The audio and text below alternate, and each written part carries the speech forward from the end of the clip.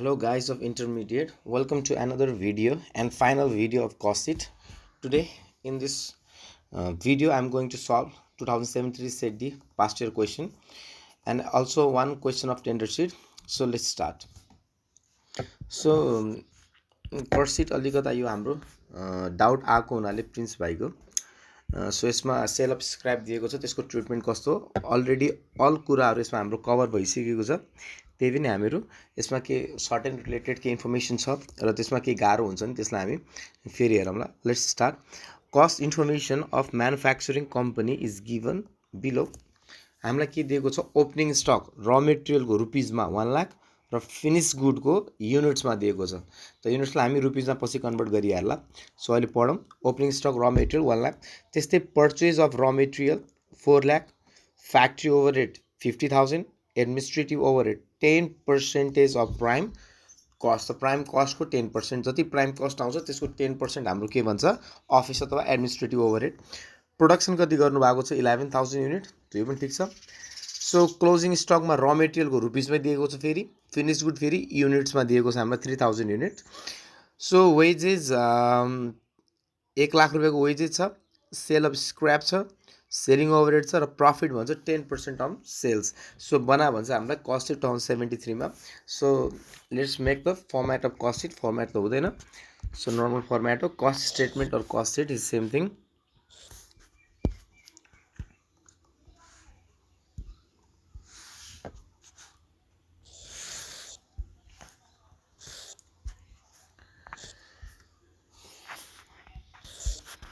particulars amount so first मा हामीलाई दिएको छ ओपनिङ स्टक अफ र मेटेरियल अथवा पर्चेज अफ र मेटेरियल लिन्छौं हामी पर्चेज अफ र मेटेरियल तपाईहरु मेटेरियल पुरै लेख्नु होला पर्चेज मेटेरियल लेखेको छ यसमा पर्चेज अफ र मेटेरियल 4 लाख यसमा हामी एड ओपनिङ स्टक अफ र मेटेरियल यो किन गर्छौं मैले तपाईहरुलाई अलरेडी एक्सप्लेन गरिसके ओपनिङ स्टक किन एड हुन्छ किनभने हाम्रो र मेटेरियल कन्ज्युम चाहिन्छ अर्को चाहिँ हामीलाई क्लोजिङ स्टक अफ र मेटेरियल एमा क्यारिएज अन र मेटेरियल छ नि यहाँ क्यारिएज पनि आउँछ यहाँनिर क्यारिएज अफ र मेटेरियल सो अहिले दिएको छैन मैले लिएन एडमा नै आउँछ त्यो क्यारिएज छ भने चाहिँ र मेटेरियल रिलेटेड खर्चहरु यो तपाईहरुलाई मैले अलरेडी एक्सप्लेन गरि नै सके किन हामी ओपनिङ स्टकलाई एड गर्छौं क्लोजिङ स्टकलाई लेस गर्छौं भनेर सो ओपनिङ स्टक यसको हेरौं कति छ र मेटेरियलको 1 लाख क्लोजिङ स्टक छ 80,000 opening stock 1 lakh closing stock 80,000 त 4,20,000 आयो सिम्पल र मेटेरियललाई भन्छौं हामी र मेटेरियल कन्ज्युम्ड यसलाई भन्छौं हामी र material consumed this is 4,20,000 the सेकेन्डमा अब हामीलाई चाहियो डाइरेक्ट लेबर अथवा वेजेस के भन्छ यसमा मेटेरियल र लेबर भनेको हाम्रो मुख्य खर्च हो मेन प्राइम हो वेजेस छ हामीलाई दिएको 1 लाख रुपैयाँको सो वेजेस लियौं 1 लाख रुपैयाँको सो यसलाई भन्छौं हामी प्राइम कस्ट मुख्य खर्च अरु डाइरेक्ट एक्सपेन्स अथवा चार्जेबल एक्सपेन्सेस छ भने त्यसलाई पनि लिने सो दिस बिकम 5,20,000 अब एडमा यसपछि हाम्रो यो डाइरेक्ट कस्ट यसलाई भन्छ हामी डाइरेक्ट एक्सपेन्सेस अथवा हैन सो चार्जेबल एक्सपेन्सेस मतलब यो मेटेरियल लेबर बिना सामान बन्दैन अब यसपछि हामीलाई चाहियो ओभरहेड अथवा indirect expenses add factory overhead पहिला फ्याक्ट्री ओभरहेड लिन्छौं हामी त्यसपछि अफिस त्यसपछि बल्ल सेलिङ त्यसपछि हाम्रो आउँछ टोटल कस्ट सो फ्याक्ट्री ओभरहेडमा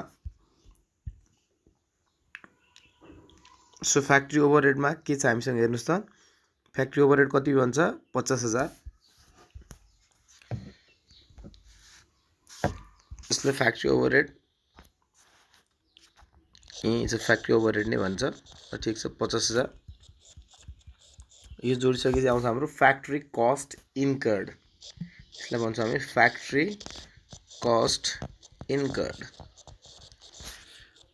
है फ्याक्ट्रीमा लाग्ने खर्चहरु त फ्याक्ट्रीमा कति कस्ट इन्कर्ड भयो यसलाई भन्छ फ्याक्ट्री कस्ट इन्कर्ड सबै कस्ट त हो नि है मेटेरियलको खर्च यो लेबरको खर्च यो फ्याक्ट्रीको खर्च त अहिलेसम्म फ्याक्ट्री कस्ट इन्कर्ड गरी 570 अब यसमा हामीले एड लिने हो एमा पनि एड हामी के लिन्छौं ओपनिङ स्टक अफ डब्लुआइपी होला, याद होला यहाँ किन लिन्छौँ भनेर सम्झाएको थिएँ मैले, वा डब्लुआइपी भनेको के पो भनेर। सो यहाँ अर्को के लिन्थ्यो, closing stock of WIP. So यहाँ अहिले दुइटै छैन, 0 र एउटा हामीले यहाँ लेस गर्छौँ सेल अफ स्क्रैप। किन गर्छौँ लजिक सुन्नुहोस्। सो सेल अफ स्क्रैप कति दिएको छ हाम्रो क्वेसनमा 5000। सो सेल अफ स्क्रैप यहाँ 5000। यसैको लागि मैले क्वेसन गराएको हो। यसलाई भन्छौँ हामी, लेखिहाल्नु पहिला, त्यसपछि अनि म यसलाई चर्चा गर्छु। फ्याक्ट्री कस्ट, यहाँसम्म कस्टलाई हामी के भन्छौँ, factory cost 5,65,000। So it's so simple. अब आउनुहोस् के हो त सेल अफ स्क्रैप भनेको, यसमा चर्चा गरौँ। सेल अफ स्क्रैप भन्नाले कहिलेकाहीँ तपाईँहरू फ्याक्ट्रीमा सामान बनाउनु, जस्तै मानौँ कुर्सी बनाउनुहुन्छ, टेबल बनाउनुहुन्छ, मेरो फर्निचर फ्याक्ट्री हो। सो सबै कुर्सीहरू तपाईँको राम्रो बन्दैन नि, कहिलेकाहीँ बिग्रेको कुर्सी पनि बन्छ। सो बिग्रेको कुर्सी बन्दाखेरि जस्तै मैले यहाँ यो प्रोडक्सन, यो मेटेरियल लेबर चाहिँ मैले 10,000 कुर्सीको लागि हालेको थिएँ, 10,000 चेयरको लागि। 10,000 चेयर बनाउन मन लाग्यो, अथवा 1000 चेयर भनौँ, 10,000 भन्दा 1000 चेयरको लागि मैले मेटेरियल हालेँ 4 लाखको, लेबर हारेँ मैले 1 लाखको, 4 लाखको मेटेरियल हालेँ, लेबर हारेँ। सो यो गरिसकेपछि अब 1000मा 1000को 1000 राम्रो कुर्सी बन्छ भन्ने ग्यारेन्टी छैन। यसमा 5-10वटा त बिग्रेको कुर्सी पनि निक्लेला। सो मानौँ यसमा 5वटा कुर्सी बिग्रियो, 5वटा चेयर चाहिँ अलिकता क्वालिटी लो क्वालिटीको सामान आयो। अब लो क्वालिटीको सामान, खर्च त मैले युज गरिसकेँ, यसमा मेटेरियल लेबर फ्याक्ट्री खर्च सबै युज गरिसकेँ। अब यसमा चाहिँ 5वटा कुर्सी चाहिँ ड्यामेज निक्ल्यो। अब ड्यामेज कुर्सी त तपाईँको राम्रो प्राइसमा बेचिँदैन। अब यो ड्यामेजलाई के त्यत्तिकै सडाएर राख्नुभन्दा बरु काहीँ कबाडीवालालाई बेचिदिने। सेल अफ स्क्रैप, स्क्रैपलाई हामी रेजिडुअल भ्यालु पनि भन्छौँ, यो पनि लेखाएको थिएँ मैले। Scrap value means residual value अथवा स्याल्भेज भ्यालु। यो तपाईँहरूले 11 को डेप्रिसिएसनमा पनि पढ्नु भएको थियो होला। स्क्रैप भ्यालु, रेजिडुअल भ्यालु अथवा स्याल्भेज भ्यालु, यो कबाडीलाई बेच्ने मूल्य। अब मलाई यो भन्नुहोस्, कबाडीवालालाई बेचेर तपाईँले कति पैसा कमाउनु भयो, 5,000 रुपियाँ कमाउनु भयो। कति कमाउनु भयो, 5,000 रुपियाँ कमाउनु भयो। अब तपाईँहरू यहाँ के बनाइराख्नु भएको छ, हामीहरू यहाँ के बनाइरहेको छौँ, कस्ट सिट। कस्ट सिट भनेको त खर्च हो नि है। अहिलेसम्म फ्याक्ट्रीसम्मको खर्च कति भइसकेछ हाम्रो, 5,70,000 खर्च भइसकेछ। त 5,70,000मा 5,000 रुपियाँको त मैले त्यो सामान बेचेर, स्क्रैप बेचेर, कबाडीवालालाई बेचेर कति कमाएँ त, 5,000। त 5,70,000को मेरो खर्च हो, त्यसमा मैले 5,000 त्यो कबाडी बेचेर कमाएँ भनेपछि मेरो खर्च कति भयो त, 5,65,000। 5,70,000बाट 5,000 घटाइदिने। सो द्याट्स वाइ सेल भनेको त इन्कम हो नि। हामी यहाँ के बनाइरहेको छौँ, कस्ट सिट। त कस्टबाट त इन्कम घट्छ नि है, अथवा इन्कमबाट कस्ट घट्छ, जे भन्नुहुन्छ। त 5,70 को खर्च छ, सेल भनेको त इन्कम हो, त इन्कमलाई हामीले घटाइदिए। सो यो फ्याक्ट्रीमा स्क्रैप हाम्रो सबै कहाँ निकल्छ, सामान बिग्रेको सबै कहाँ निकल्छ, हाम्रो फ्याक्ट्रीमा। त्यसैले यसलाई फ्याक्ट्रीबाट नै घटाउने, न त अफिसबाट घटाउने न त सेलिङबाट घटाउने, फ्याक्ट्रीमै। किन बिग्रेको सामान चाहिँ हाम्रो बन्ने कहाँ हो, फ्याक्ट्रीमै हो। So that's why. ल यसको लजिक यति नै थियो। अब आउनुहोस् फ्याक्ट्री कस्टम भइहाल्यो। अब हामी आउनुहोस् एडमिनिस्ट्रेटिभ ओभरहेड भन्छ सायद यसले, एडमिनिस्ट्रेटिभ ओभरहेड। कति भन्छ एडमिनिस्ट्रेटिभ ओभरहेड, यहाँ दिएको छ होला। Administrative overhead 10% of prime cost. So 10% of prime cost. So फेरि लेखिदिनुहोस् यहाँ administrative overhead 10% of prime cost कति छ माथि हेर्नुहोस् त, 5,20। त 5,20,000 को 10% कति हुन्छ, 52,000। सो यसलाई भन्छौँ हामी कस्ट अफ प्रोडक्सन। यसलाई हामी के भन्छौँ, कस्ट अफ प्रोडक्सन अथवा अफिस कस्ट अफ प्रोडक्सन। त 5,65 मा 52 जोड्नुहोस्, 5,65 प्लस 52, सो 6,17,000। यो आयो 6,17,000।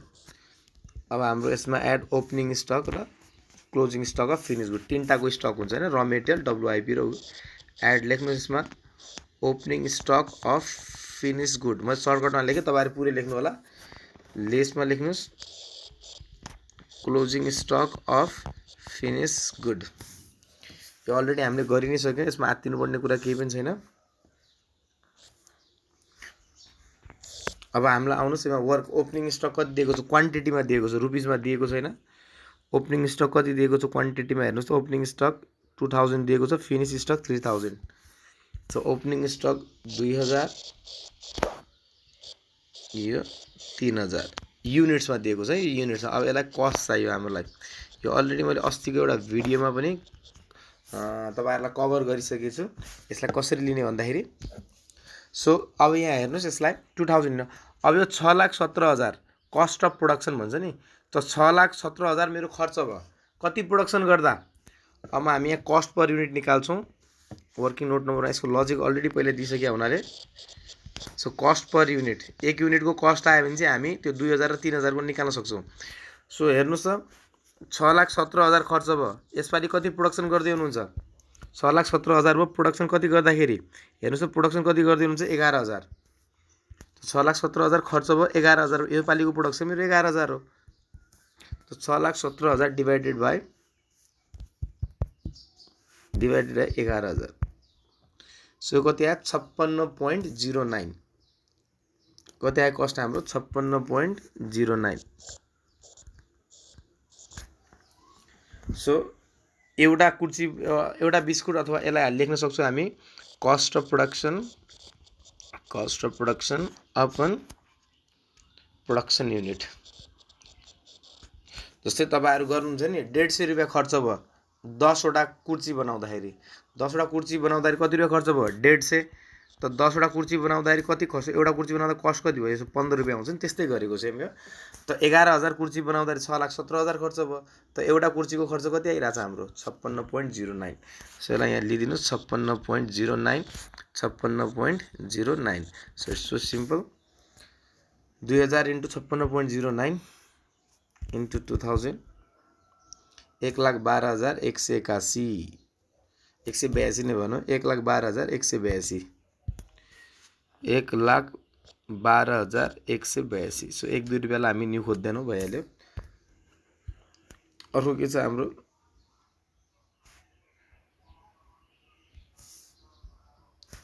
into 3000 1,68,273। 1,68,272 लाग्ने होला। सो यसलाई भन्छौँ हामी कस्ट अफ गुड्स सोल्ड। निकाल्नुस् cost of goods sold. Cost of goods sold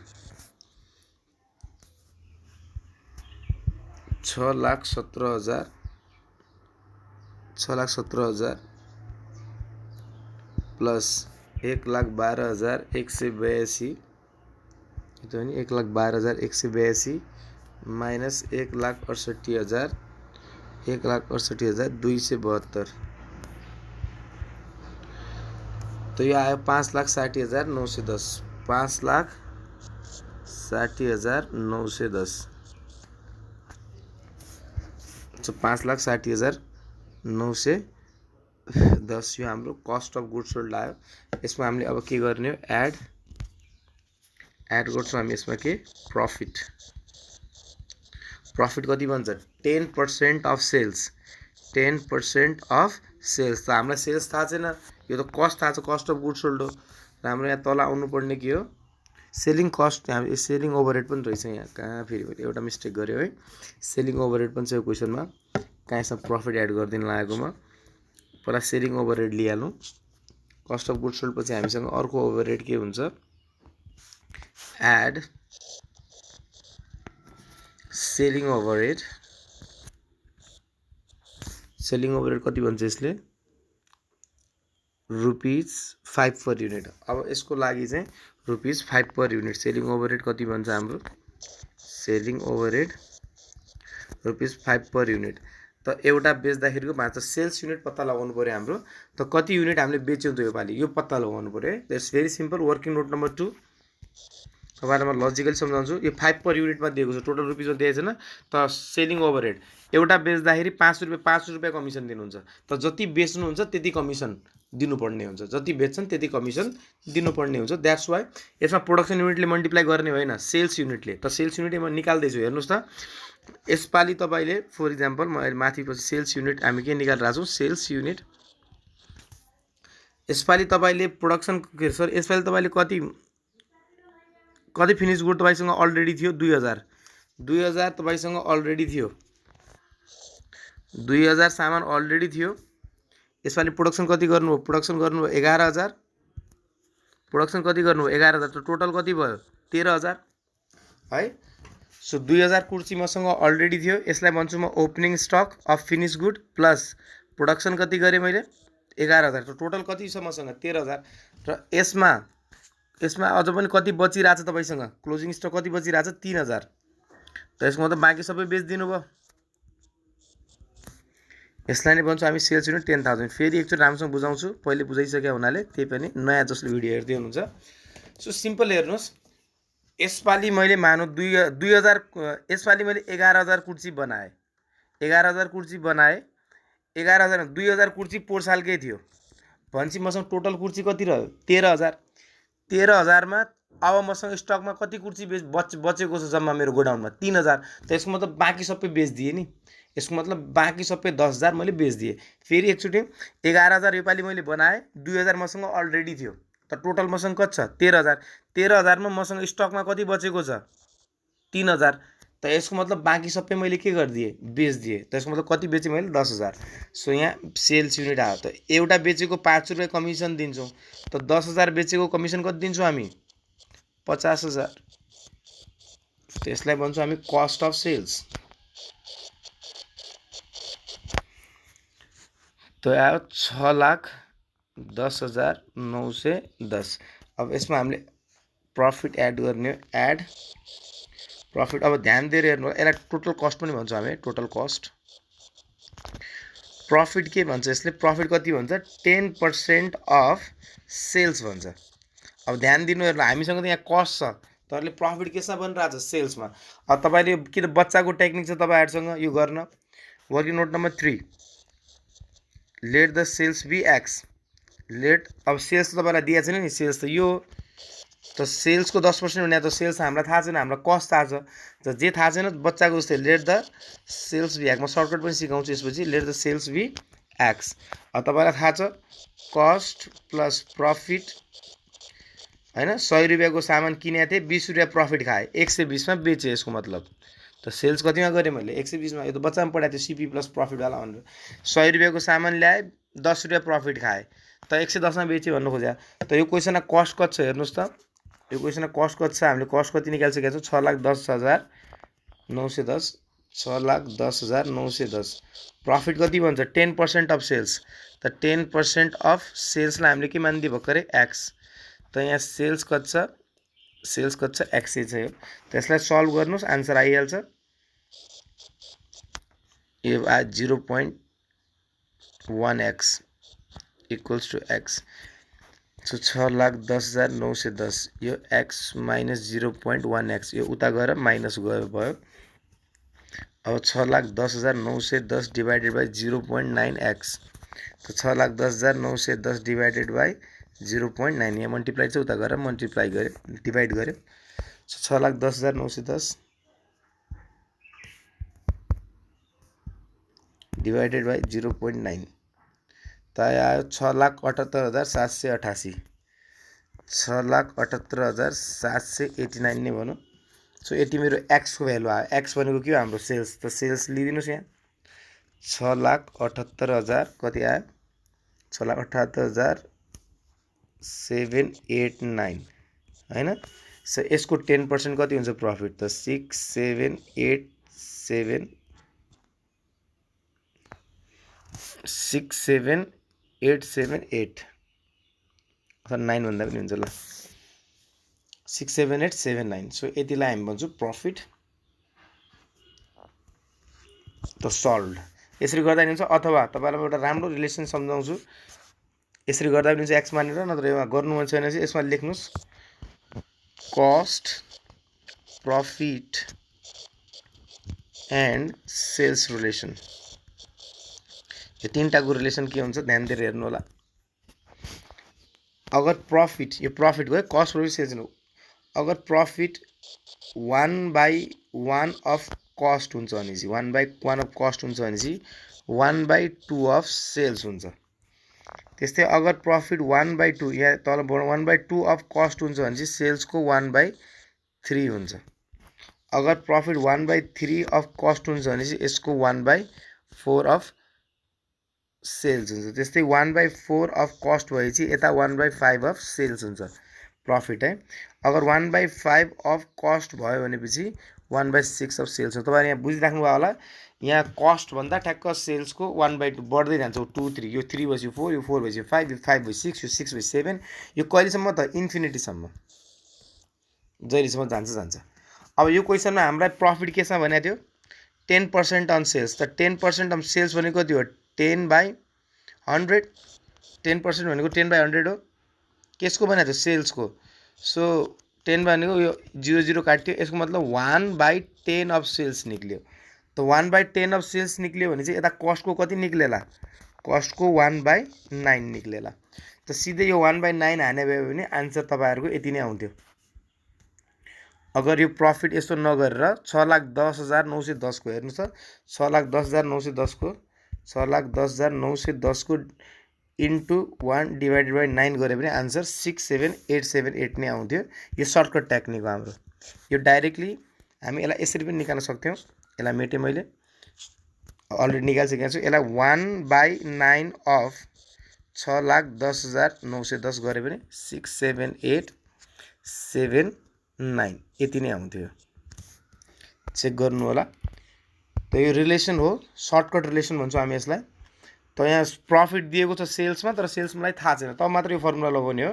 cost दिएछ भने भइहाल्यो। त यो रिलेसन चाहिँ याद रहोस् है। नर्मली यो जति पनिसँग पनि चल्छ रिलेसन। टेन्डर सिट अब म अर्को भिडियो बनाउँछु, टेन्डर सिटमा पनि यही रिलेसन युज गर्छु मैले। यो रिलेसन लेखिराख्नु होला। यो रिलेसन यहाँ 1/6 अफ कस्ट भएपछि फेरि 1/7 अफ सेल्स हुन्छ। त्यस्तै 1/7 अफ कस्ट भएपछि फेरि 1/8 अफ सेल्स हुन्छ। सो 1/8 यस्तै चल्दै जान्छ यो जहिलेसम्म पनि। सो यो भिडियो यति नै थियो। Thank you for watching this. Okay, by.